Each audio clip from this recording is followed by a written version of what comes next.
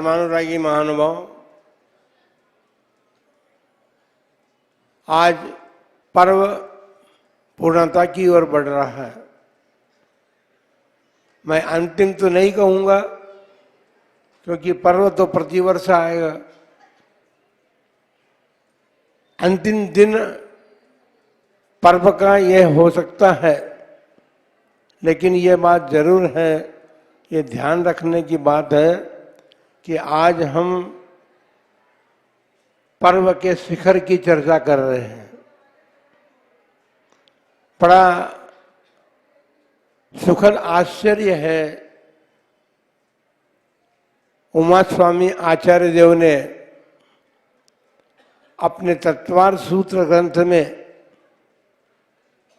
उत्तम क्षमा से शुरू करके और अंत में उत्तम ब्रह्मचर्य व्रत को रखा। बंधुओं, पर्व जो है हमारे आत्म कल्याण का संदेश लेकर के आते हैं। यदि हम आज के दिन को पर्व का अंतिम दिन मान लेंगे तो फिर हमारे जीवन में फिर एक वर्ष तक हमको प्रतीक्षा करनी पड़ेगी। वैसे तो वर्ष में 3 बार ये धर्म या पर्युषण पर्व आता है, किंतु भाद्रपद मास जो है वर्ष में एक ही बार आता है।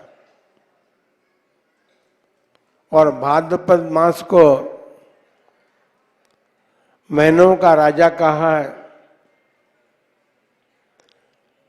राजा इसलिए कहा है क्योंकि राजा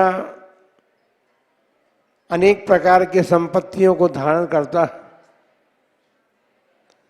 ये भाद्रपद मास भी जो है अपने भीतर अनेक व्रतों को धारण करता है। 16 कारण पर्व भी आपने मनाया,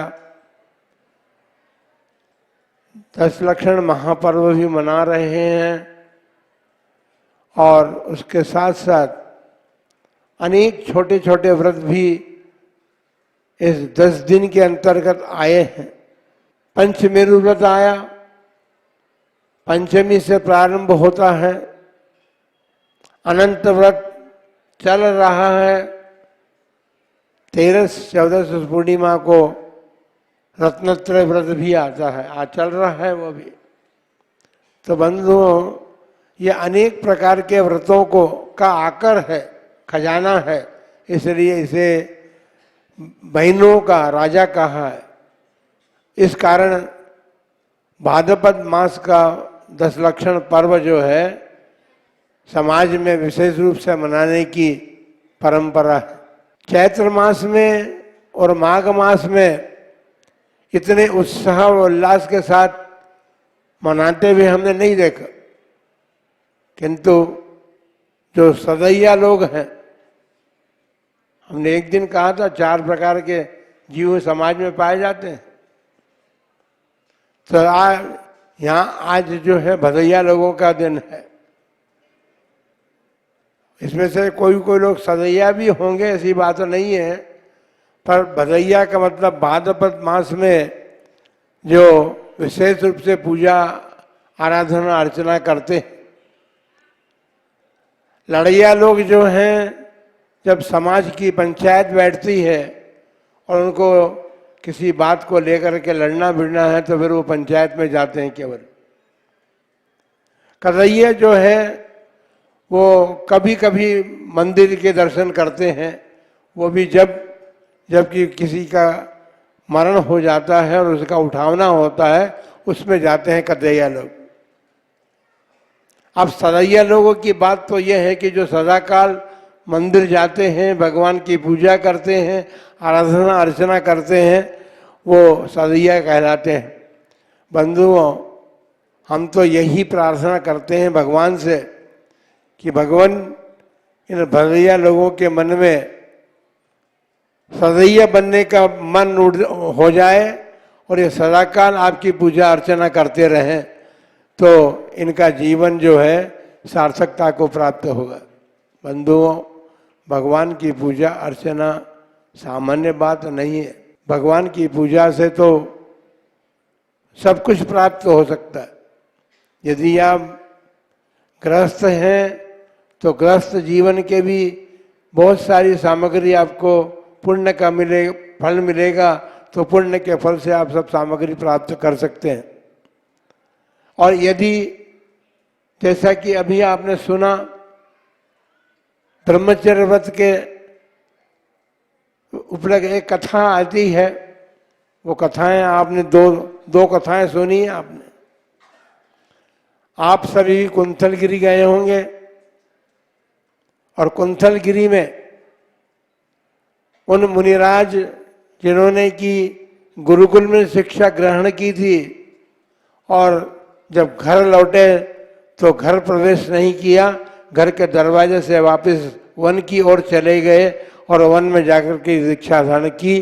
दीक्षा ही धारण नहीं की, उन्होंने मोक्ष भी प्राप्त किया। तो वो कुंथलगिरी सिद्ध क्षेत्र जो है वो उन्हीं देशभूषण कुलभूषण महाराज का सिद्ध भूमि है, वहाँ से उन्होंने सिद्धावस्था प्राप्त की।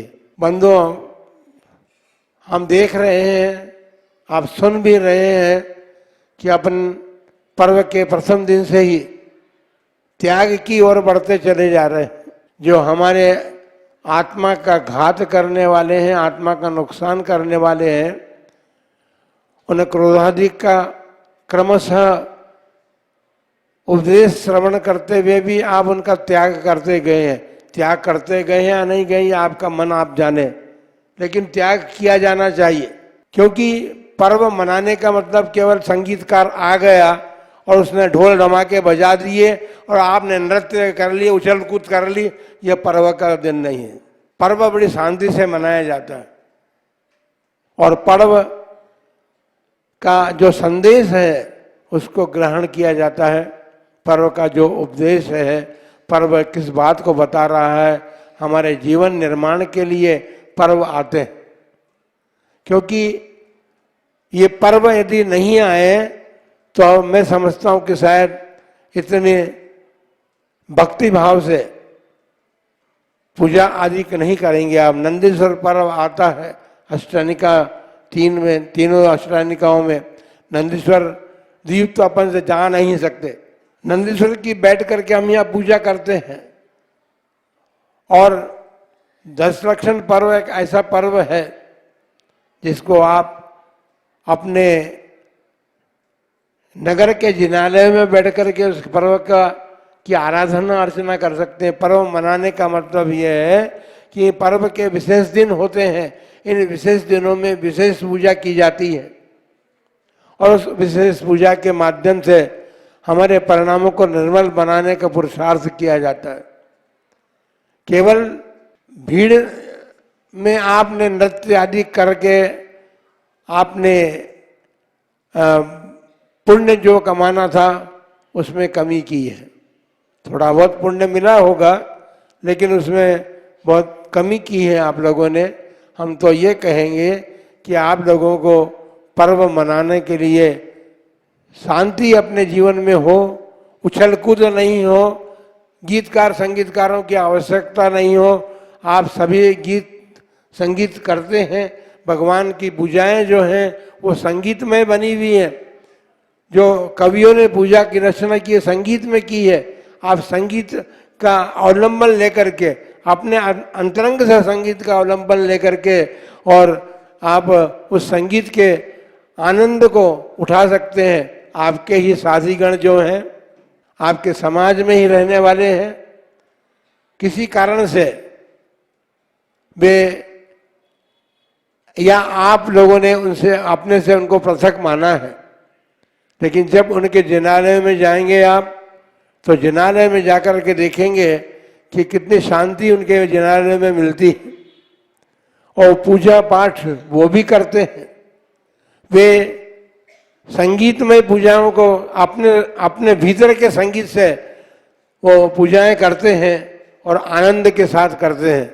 भीतर की बात तो वो जाने, लेकिन बाहर की बात हमने जो देखी है वो हम बता रहे हैं कि आप लोग भी यदि इस बात को अपनाएं तो आप अपने जीवन में विशेष पुण्य लाभ प्राप्त कर सकते हैं। बंधुओं, तपस्वियों का सम्मान होगा और ये 10-10 उपवास या और अधिक उपवास जिन्होंने किए हैं, आप समझिए ये कोई सामान्य बात नहीं है। आपका सम्मान हो जाए, लेकिन स्वयं आप अपने भीतर आपने जो तपश्चर्या की है, वो तपश्चर्या ही आपकी आत्मा का सम्मान करने में काफ़ी है। फिर भी यदि आपका सम्मान होता है तो उस सम्मान के साथ आपको तपश्चर्या का फल तो इस रूप में मिलना चाहिए कि आप, क्योंकि पर्व जो है वो पर्व अपने जीवन का आमूल चूल परिवर्तन करने के लिए आते हैं। और हम अपने जीवन में इतना, हम तो कष्ट शब्द का प्रयोग करना चाहते हैं, लेकिन कष्ट शब्द, क्योंकि हमने देखा है कि उपवास करते हैं लोग, अधिक उपवास करते हैं, कभी कभी अपनी शक्ति से बाहर भी उपवास करते हैं, तो उनका जब पर्व समाप्त होने को होता है उस समय की स्थिति उनकी अलग प्रकार की बन जाती है, क्योंकि उपवास जो है शरीर को कमजोर करता है, यह बात तो ठीक है, लेकिन उसके साथ साथ वह कमजोरी इसलिए अनुभव होती है, हम अपने अनुभवों के बात बता रहे हैं आज, क्योंकि आज आप फिर कल इतनी भीड़ हमको यहाँ दिखाई नहीं देगी। आपने उपवास जो किए हैं, वो उपवास जो किए हैं, वो उपवास यदि आप आत्म शुद्धि के लिए, आत्म शुद्धि की भावना से करेंगे तो आपके भीतर शक्ति बराबर बनी रहेगी और आपका शरीर भी स्वस्थ बना रहेगा। ऐसा नहीं हो कि कल से आप फिर पालना करना शुरू करें तो आपके उपवास जो है फिर उसका फल जो है केवल पालने में ही गर्भित हो जाएगा, उसका फल जो आपको आत्मा में आत्मिक उसमें मिलना था वो नहीं मिल पाएगा। हम कटु बात जरूर कह रहे हैं, लेकिन हमने आज ये सोचा था कि आज जिन्होंने तपस्या की है उनके जीवन में कुछ परिवर्तन आना चाहिए। उन्होंने अब तक जो जीवन जिया है और जो करते रहे हैं उसमें कुछ तो नियम उपनियम अपने जीवन में धारण करके अपनी तपश्चर्या को सार्थक करने का प्रयत्न करें। जिन लोगों के जीवन में, क्योंकि बहुत प्रकार के लोग हैं, हम जानते हैं कि छोटी उम्र में भी बहुत से लोगों ने तपश्चर्या की है, लेकिन बहुत से लोगों के जीवन में अभी रात्रि भोजन भी त्याग नहीं होगा, जमीकंद का भी त्याग नहीं होगा और खाने पीने का नियम भी नहीं होगा कि कितनी बार खाना। तो जमीकंद और रात्रि भोजन का त्याग तो जिन्होंने व्रत उपवास किए हैं उनको अवश्य करना चाहिए, क्योंकि उनके उपवास का फल ही यह है कि उनके जीवन में परिवर्तन आना चाहिए। और पर्व जो है वो आमूल चूल परिवर्तन करने के लिए आते हैं। आपने बहुत अच्छा पुरुषार्थ किया है अपने जीवन में, ऐसे पुरुषार्थ हम तो अपने जीवन में अभी तक 10 उपवास नहीं कर सके हैं। हमने अभी तक 10 उपवास नहीं किए। हम तो 10 उपवास वालों को आशीर्वाद देना चाहते हैं कि आपने बहुत बड़ा पुरुषार्थ किया है और इस पुरुषार्थ का फल जो है वो यही इस रूप में मिलना चाहिए कि आपके जीवन में परिवर्तन आए। आप अब तक जो जीवन जीते रहे हैं, आपने धर्म का कितना अंश अपने जीवन में उतारा है और अब जो आपने तपस्या किए, संघ का सानिध्य प्राप्त किया है, इसमें आपको अपने जीवन को उन्नति की ओर ले जाना चाहिए।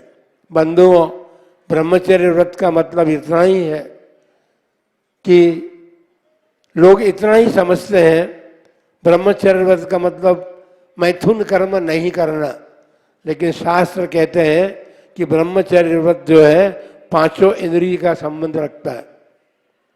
पंच इंद्रिय के विषय 27 हैं और एक मन है। इस प्रकार पंचेंद्रिय और मन के 28 विषयों पर जो नियंत्रण रखने की क्षमता रखते हैं वे वास्तव में धन्यवाद के पात्र हैं। आपने अभी उदाहरण सुना, कुलभूषण भूषण का और वो पति पत्नी का जिन्होंने शुक्ल पक्ष और कृष्ण पक्ष में ब्रह्मचर्य व्रत लिया था। इसके अतिरिक्त सीता माँ और आदि जो सतियाँ थी उनके उदाहरण भी अपने शास्त्रों में हैं। उन्होंने किस प्रकार अपने ब्रह्मचर्य व्रत का पालन किया। अरे रावण ने भी एक प्रकार से देखा जाए मन से तो नहीं लेकिन द्रव्य से तो उसने भी ब्रह्मचर्य व्रत का जो नियम लिया था कि जो स्त्री मुझे नहीं चाहेगी उसका स्पर्श भी मैं नहीं करूँगा, तो उस नियम को भी उसने निर्वाह किया। आपको छोटे छोटे नियम अपने जीवन में लेकर के और उनका पूर्णतया परिपालन करके अपने जीवन को सार्थक करने का प्रयत्न करना चाहिए। ब्रह्मचर्य का मतलब यही है कि अपनी आत्मा में हम रमण करें। हम आपसे प्रश्न करना चाहते हैं कि आप उदयपुर झीलों की नगरी है, यदि आपसे कहा जाए कि किसी झील में आप स्नान करने के लिए जाएं तो क्या करेंगे आप? झील में स्नान करने के लिए क्या करेंगे? डुबकी लगाएंगे ना, तालाब में डुबकी लगाएंगे, नदी में डुबकी लगाएंगे। तो डुबकी लगाने से पहले आप क्या काम करते हैं? अपने शरीर के वस्त्रों को उतारते हैं ना। शरीर के वस्त्रों को उतार करके ही तो आप डुबकी लगाते हैं। आज का ब्रह्मचर्य व्रत का दिन भी ये कहता है अपनी आत्मा में डुबकी लगाइए। जो अपनी आत्मा में रमण करते हैं वे ही वास्तव में निश्चय से ब्रह्मचारी कहलाते हैं। और व्यवहार से भी जो कुछ सीमा बांध करके या पूर्णतया ब्रह्मचर्य का पालन करते हुए अपने जीवन को यापन करते हैं वे भी सब ब्रह्मचारी हैं। तो जिस प्रकार से काम क्रोध या कसाएं और इंद्रिय विषय जो है उनको उतार दीजिए, क्योंकि अब आपने 10 दिन में देखा है कि आपने क्रोध का त्याग किया, मान का त्याग किया, मायाचारी का त्याग किया, लोभ का, असत्य धर्म का, असत्य परिपालन का त्याग किया। इस प्रकार से आप अपनी सारी बुराइयों को सुनते रहे कि हमारे जीवन में ये बुराइयां हैं, इन बुराइयों को आप त्याग करते चले गए, लेकिन आखिरी में कौन बचा? सब त्याग तो आप कर चुके। अकिंचन धर्म में आप परिग्रह का त्याग भी कर दिया, फिर क्या बचा? क्या अभी आत्मा ही केवल बची है। और आत्मा में जो रमण करने का कार्य है वही वास्तव में ब्रह्मचर्य है, और उसके लिए व्यवहार ब्रह्मचर्य का परिपालन करना भी।